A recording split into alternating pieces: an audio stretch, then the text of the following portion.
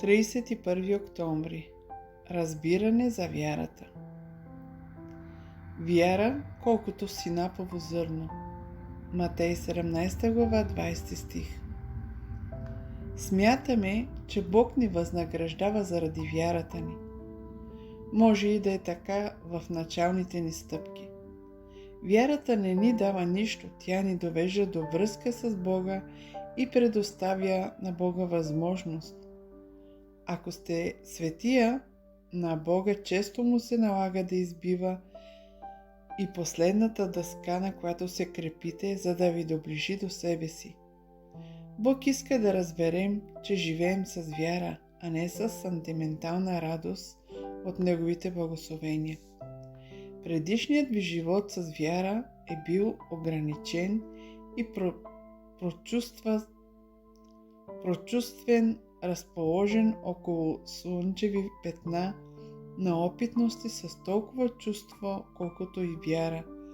Бил е светъл и сладък. Тогава Бог оттегля видимите благословения, за да ви научи да ходите с вяра.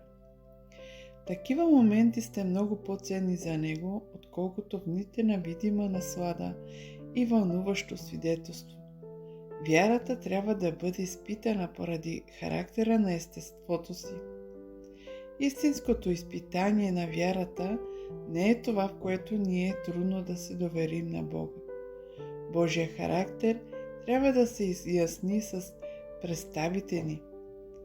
Доказването на вярата трябва да премине през периоди на неизразима изолация.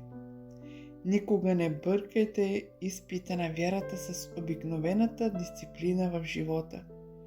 Голяма част от това, което наричаме изпитание на вярата, е неизбежен резултат от съществуването на живота. Вярата в Библията е вяра в Бога. Независимо от всичко, което му противоречи, ще остане верен на Божия характер, каквото и да направи Той. Ако и да ме убива, ще вярвам в Него. Това е най-великата изповед на вяра в цялата Библия.